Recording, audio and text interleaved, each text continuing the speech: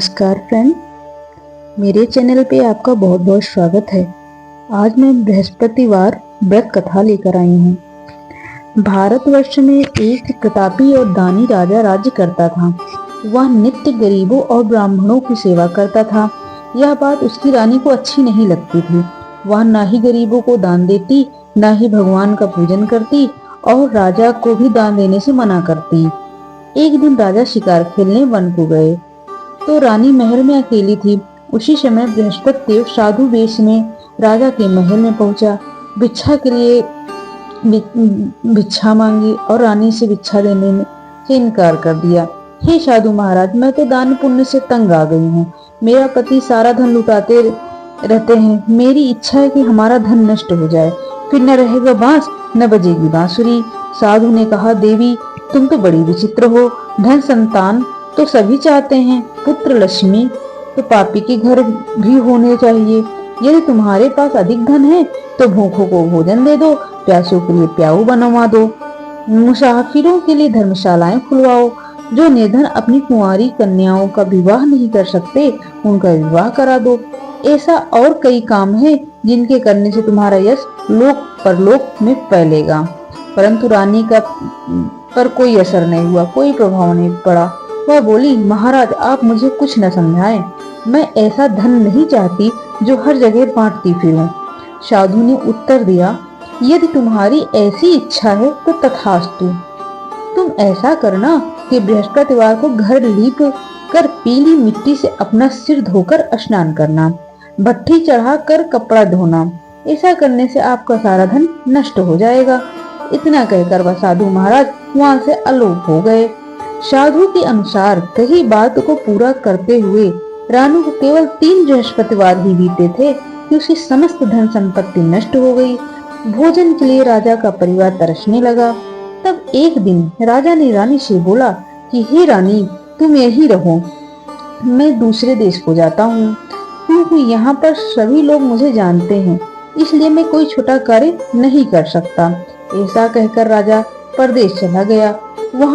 वह जंगल से लकड़ी काटकर लाता और शहर में बेचता। इस तरह वह अपना जीवन व्यतीत करने लगा।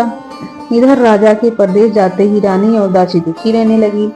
एक बार जब रानी और दासी को 7 दिन तक बिना भोजन के रहना पड़ा तो रानी ने अपनी दासी से कहा, हे दासी, पास ही के नगर में मेरी बहन रहती है, वह बड़ी धनवान है, तो उसके पास जा और कुछ ले आ ताकि थोड़ी बहुत गुजर बसर हो जाए। दासी रानी की बहन के पास गई। उस दिन गुरुवार था। रानी की बहन उस समय बृहस्पतिवार व्रत की कथा सुन रही थी। दासी ने रानी की बहन को अपनी रानी का संदेश दिया, लेकिन रानी की बड़ी बहन ने कोई उत्तर नहीं दिया। जब दासी को रानी की बात से कोई उत्तर नहीं मिला तो वह बहुत दुखी हुई और उसे क्रोध भी आया। दासी ने वापस आकर रानी को सारी बात बता दी। सुनकर रानी ने अपने भाग्य को कोसा। उधर रानी की बहन ने सोचा कि मेरी बहन की दासी आई थी, परंतु मैं उससे नहीं बोली, इससे वह बहुत दुखी हुई होगी। कथा सुनकर और पूजन समाप्त करके वह अपनी बहन के घर आई और कहने लगी कि हे बहन, मैं बृहस्पतिवार का व्रत कर रही थी। तुम्हारी दासी मेरे घर आई थी, परंतु जब तक कथा होती है तब तक न उठते हैं और न ही बोलते हैं, इसलिए मैं नहीं बोली। कहो दासी क्यों गई थी? रानी बोली, बहन तुमसे क्या छिपाऊं, हमारे घर में खाने तक को अनाज नहीं था। ऐसा कहते कहते रानी की आंख भर आई। उसने दासी समेत पिछले 7 दिनों से भूखे रहने तक की बात अपनी बहन को विस्तार पूर्वक सुना दी। रानी की बहन बोली, देखो बहन, भगवान बृहस्पति देव सबकी मनोकामना को पूर्ण करते हैं। देखो शायद तुम्हारे घर में अनाज रखा हो। पहले तो रानी को विश्वास नहीं हुआ, पर बहन के आग्रह करने पर उसने अपनी दासी को अंदर भेजा तो उसे सचमुच अनाज से भरा एक घड़ा मिल गया। यह देखकर दासी को बहुत बड़ी हैरानी हुई। दासी रानी से कहने लगी, हे रानी, जब हमको भोजन नहीं मिलता तो हम भी ये व्रत कर सकते हैं, इसलिए क्यों ना इनसे व्रत और कथा की विधि पूछ ली जाए ताकि हम भी व्रत कर सकें। तब रानी ने अपनी बहन से पूछा बृहस्पतिवार के व्रत के बारे में। उसने बहन से बताया, बृहस्पतिवार के व्रत में चने की दाल और मुनक्का से विष्णु भगवान के केले की जड़ में पूजन करें तथा दीपक जलाएं, व्रत कथा सुने और पीला भोजन ही करें। इससे बृहस्पति देव प्रसन्न होते हैं। व्रत और पूजन विधि बताकर रानी की बहन अपने घर को लौट गई। 7 दिन के बाद जब गुरुवार आया तो रानी और दासी ने व्रत रखा। गुड़साल में जाकर चना और गुड़ लेकर आई, फिर उसे केले की जड़ तथा विष्णु भगवान का पूजन किया। जब पीला भोजन कहाँ से आए, इस बात को लेकर दोनों बहुत दुखी थे। क्योंकि उन्होंने व्रत रखा था, इसलिए बृहस्पति देव उनसे प्रसन्न थे। इसलिए वे एक साधारण व्यक्ति का रूप धारण कर 2 थालों में सुंदर पीला भोजन दासी को दे गए। भोजन पाकर दासी प्रसन्न हुई और फिर रानी को साथ मिलकर भोजन के लिए ग्रहण किया। उसके बाद वे सभी गुरुवार को व्रत और पूजन करने लगी। बृहस्पतिवार भगवान की कृपा से उनके पास फिर से धन संपत्ति आ गई, परंतु रानी फिर से पहले की तरह आलस करने लगी। तब दासी बोली, देखो रानी, तुम पहले भी इस तरह से आलस्य कर चुकी हो। तुम्हें धन रखने में कष्ट होता था, इस कारण सभी धन नष्ट हो गया, और जब अब भगवान विष्णु बृहस्पति देव ने कृपा से धन हमें दिया है तो तुम्हें फिर से आलस्य होता है। रानी को समझाते हुए दासी कहती है कि बड़ी मुसीबतों के बाद हमने यह धन पाया है, इसलिए हमें दान पुण्य करना चाहिए, भूखे मनुष्यों को भोजन कराना चाहिए, धन को शुभ कार्यों में खर्च करना चाहिए, जिससे तुम्हारे कुल का यश बढ़ेगा, स्वर्ग की प्राप्ति होगी और पितृ प्रसन्न होंगे। दासी की बात मानकर रानी अपना धन शुभ कार्यों में खर्च करने लगी, जिससे पूरे नगर में उसका यश फैलने लगा।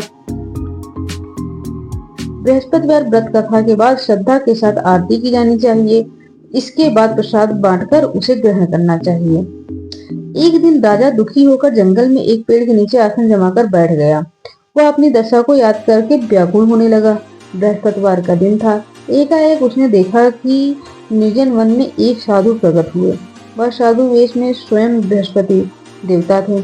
लकड़हारे के सामने आकर बोले, हे लकड़हारे, इस सुनसान जंगल में तू चिंतामग्न क्यों बैठा है? लकड़हारे ने दोनों हाथ जोड़कर प्रणाम किया और उत्तर दिया, महात्मा जी, आप सब कुछ जानते हैं, मैं क्या कहूँ। यह कहकर रोने लगा और साधु को अपनी आत्मकथा सुनाई।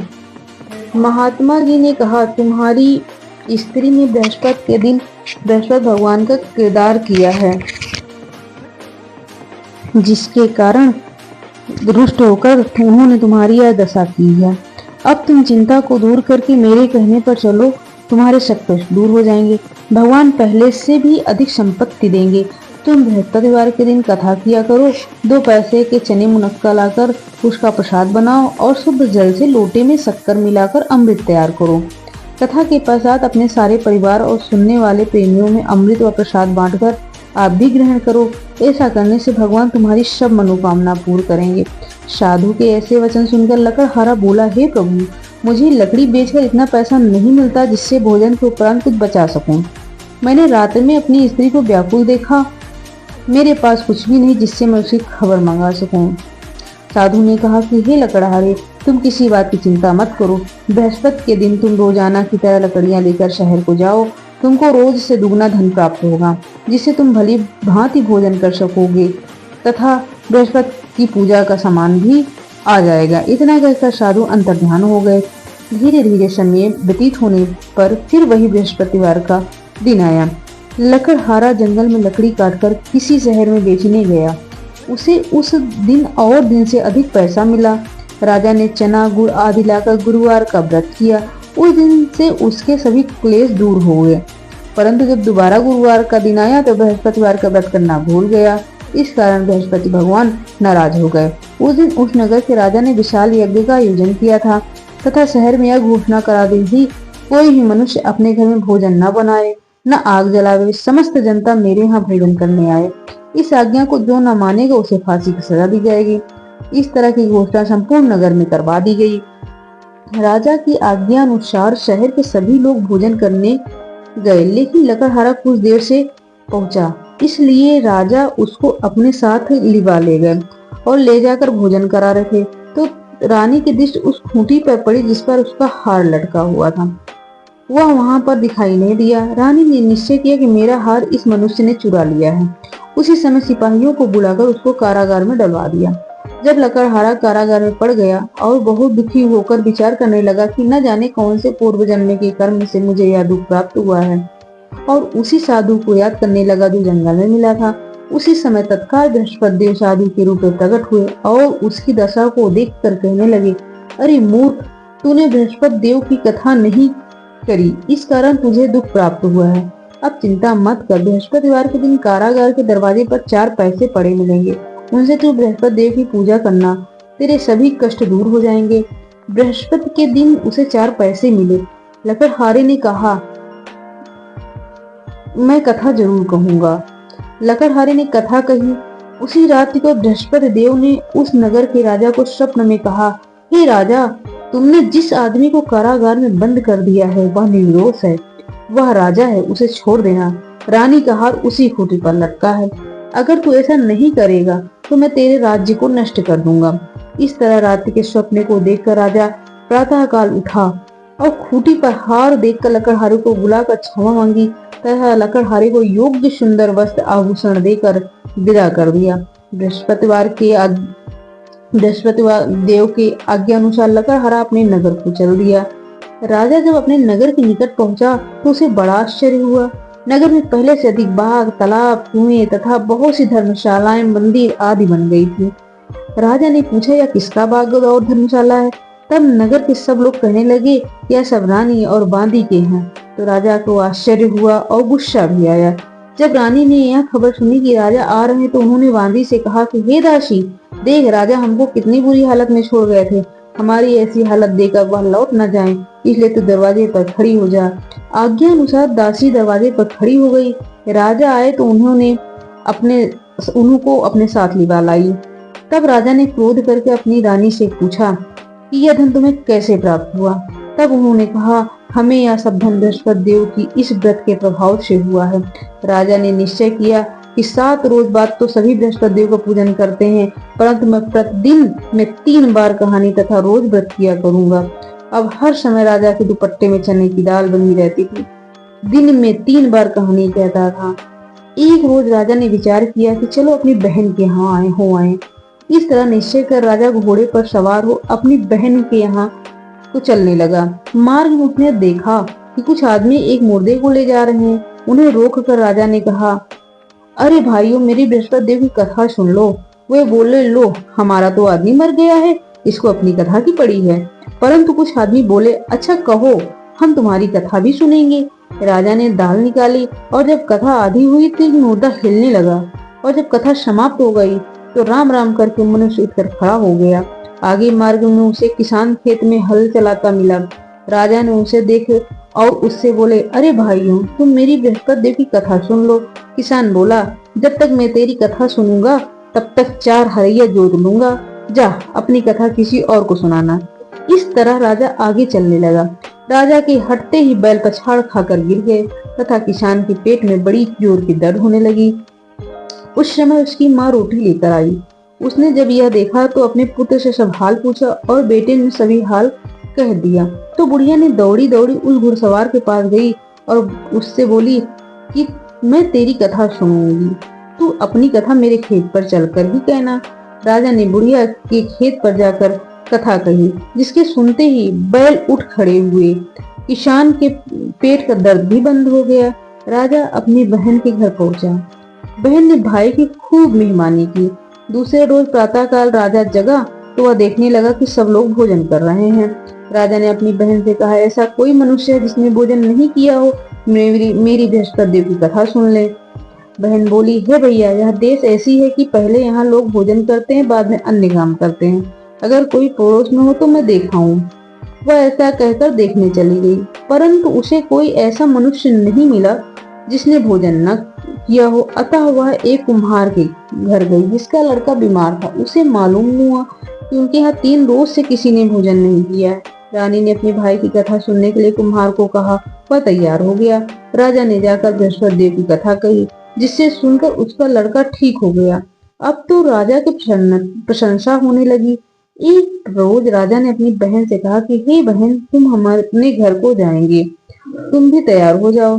राजा की बहन ने अपनी सास ने कहा, चली जा, परंतु अपने लड़के को मत ले जाना, क्योंकि तेरे भाई की कोई औलाद नहीं है। बहन ने अपने भैया से कहा, हे भैया, मैं तो चलूंगी पर कोई बालक नहीं जाएगा। राजा बोला, जब कोई बालक नहीं जाएगा तुम ही क्या करोगी? बड़े दुखी मन से राजा अपने नगर को लौट आए। राजा ने अपनी रानी से कहा, हम निर्वंशी हैं, हमारा मुंह देखने का धर्म नहीं है और कुछ भोजन आदि नहीं किया। रानी बोली, हे प्रभु, बृहस्पति देव ने हमें सब कुछ दिया है, वह हमें औलाद अवश्य देंगे। उसी रात को बृहस्पति देव ने राजा से स्वप्न में कहा, हे राजा, उठ, सभी सोच त्याग दे, तेरी रानी गर्भ से है। राजा की यह बात सुनकर बड़ी खुशी हुई। 9वें महीने उसके गर्भ से एक सुंदर पुत्र पैदा हुआ। तब राजा बोला, हे रानी, स्त्री बिना भोजन के रह सकती है पर बिना कहे नहीं रह सकती। जब मेरी बहन आवे तो तुम उससे कुछ मत कहना। रानी सुनकर हाँ कर दिया। जब राजा की बहन यह शुभ समाचार सुना तो वह बहुत खुश हुई तथा बधाई लेकर अपने भाई के यहाँ आई। तभी रानी ने कहा, घोड़ा चढ़कर तो नहीं आई, गधा चढ़ी आई। राजा की बहन बोली, भाभी, मैं इस प्रकार न कहती तो तुम्हें औलाद कैसे होती। बृहस्पति देव ऐसे ही हैं, जैसे जिसके मन में कामनाएं हैं सभी को पूर्ण करते हैं। जो सद्भावना पूर्वक बृहस्पति देव की व्रत करता है एवं कथा सुनता या पढ़ता है, दूसरों को सुनाता है, और बृहस्पति देव से सभी मनोकामना पूर्ण करते हैं। भगवान बृहस्पति देव उसकी सदैव रक्षा करते हैं। संसार में जो मनुष्य सद्भावना से भगवान जी का पूजन व्रत सच्चे हृदय से करते हैं तो उनकी सभी मनोकामनाएं पूर्ण होती हैं। जैसी सच्ची भावना से रानी और राजा ने उनकी कथा का गुणगान किया तो उनकी सभी इच्छाएं पूर्ण हुई। बृहस्पति देव जी ने पूर्ण की थी, इसलिए पूर्ण कथा सुनने के बाद प्रसाद लेकर जाना चाहिए। हृदय से मनन करते हुए जयकारा बोलना चाहिए, बोलो बृहस्पति देव की जय, बोलो विष्णु भगवान की जय।